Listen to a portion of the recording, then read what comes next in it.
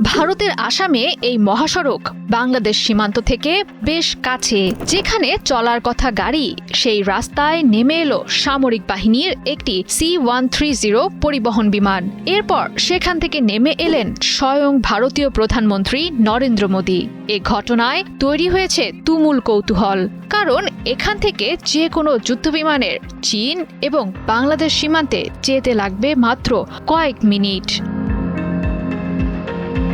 মোদির বিমান থেকে নেমে আসার মধ্যেই শেষ হয়ে যায়নি চমক। এরপর একে একে ভারতীয় বিমান বাহিনী Su-30 যুদ্ধবিমান সহ অন্যান্য নানা ধরনের যুদ্ধবিমান নামে সেই জাতীয় মহাসড়কে। হয় হেলিকপ্টার মহড়া। ভারতীয় কমান্ডোরা নিজেদের শক্তি প্রদর্শন করে।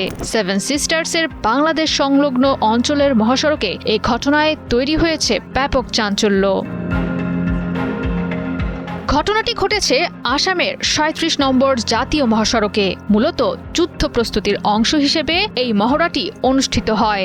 ইমার্জেন্সি ল্যান্ডিং ফ্যাসিলিটি বা ELF হিসেবে তৈরি করা সড়কটির সক্ষমতা যাচাইয়ে এই চমকপ্রদ মহড়া চালিয়েছে ভারতীয় বিমান বাহিনী।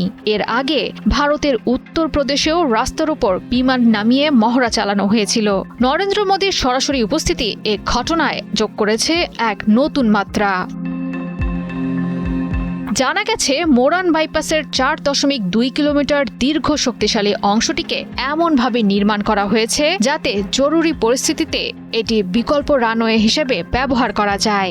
এর আগে মোদি এক্সে দেওয়া পোস্টে ইঙ্গিত দিয়েছিলেন যে জরুরি অবতরণের এই সুবিধা দুর্যোগ পরিস্থিতিতে দ্রুত উদ্ধার ও ত্রাণ কার্য পরিচালনার ক্ষেত্রে অত্যন্ত গুরুত্বপূর্ণ হবে। প্রায় ১০০ কোটি রুপি ব্যয়ে নির্মিত ELFটি ভারতীয় বিমান বাহিনীর যুদ্ধবিমান ও পরিবহন বিমানের জন্য একটি কৌশলগত বহুমুখী রানওয়ে হিসেবে গড়ে তোলা হয়েছে।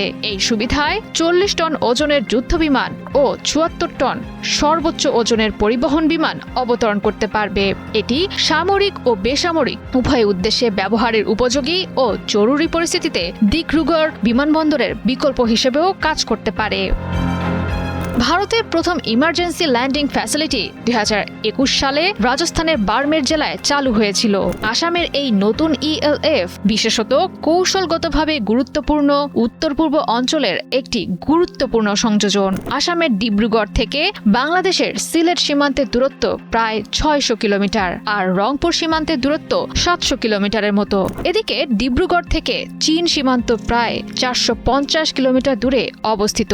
যদি ডিব্রুগড় বিমানবন্দর বা চাবুয়া বিমান ঘাঁটি জরুরি পরিস্থিতির কারণে ব্যবহার না করা যায়, তাহলে এই সড়ককে ব্যবহার করা হবে রানওয়ে হিসেবে। জয়া সরকার, ৭১।